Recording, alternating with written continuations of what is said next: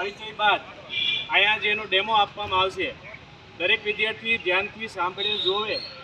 આપણે પણ ક્યારેક આવી કોઈ કુદરતી આફતો સામે જ્યારે લડવાની વાત થાય તો ત્યારે આપણી પાસે એ સેફટી ઘણીવાર શાળાની અંદર પડ્યું હોય કે અથવા અન્ય કોઈ જગ્યાએ હોય પણ એ આપણને ખબર ન હોય કે આનો યુઝ કઈ રીતે કરવો.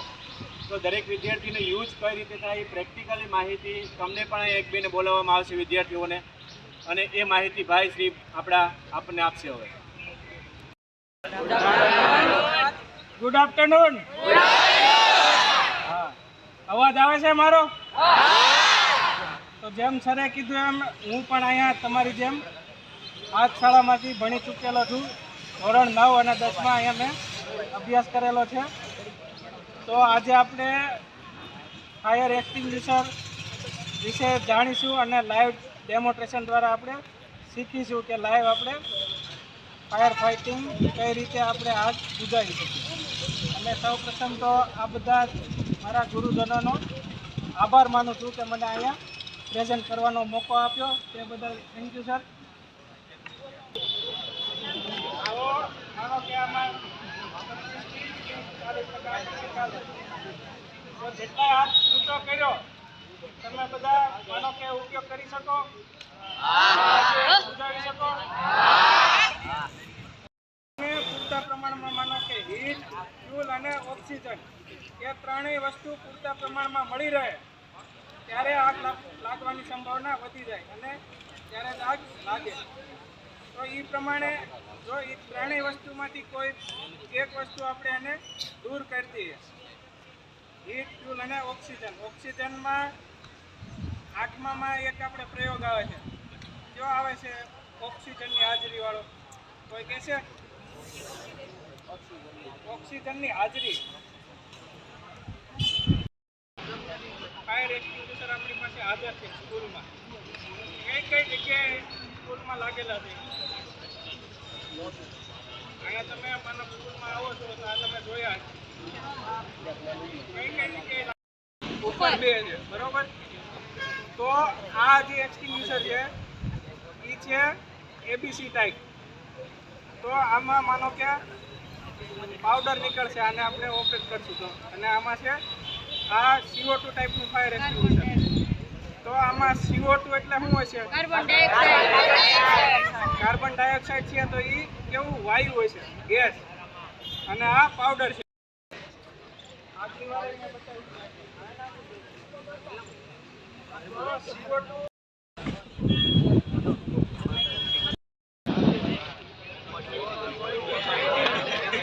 એની રીત એકદમ સાચી છે. નિરાતે રાખો માઈક આપે. 8માંથી 9માં આવ્યા, પાસ થયા તો જ આવે ને. તો પાસ નો સ્પેલિંગ શું છે? PASS.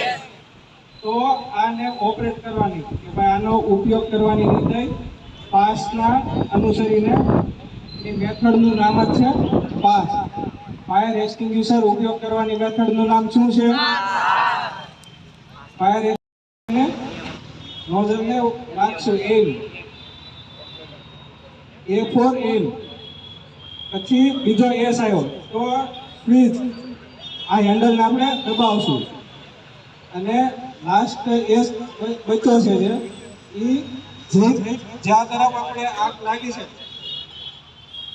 ત્યાં એને આપણે આખા એરિયામાં જેટલા એરિયામાં આગ લાગી એટલે માનો કે બરાબર.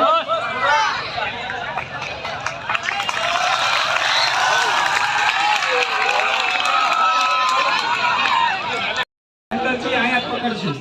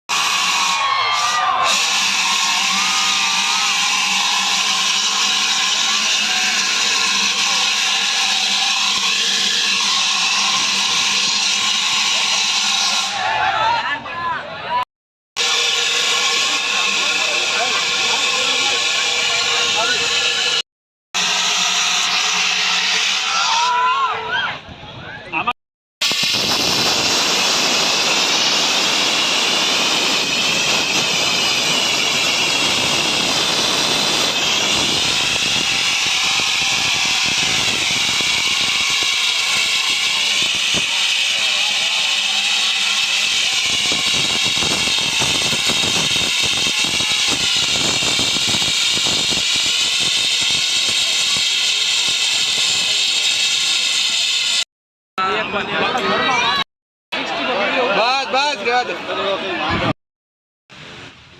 આપણે રિફિલ કરીએ આ કરતાં બેટર છે કે તમારી આગળ તમને એનું રિહર્સલ મળે અને તમને એનું ડેમોન્સ્ટ્રેશન મળે. આપણે એવું કાંઈ નથી કહેતા ભાર્ગવભાઈ એમને એમ પાછા મૂકી દે.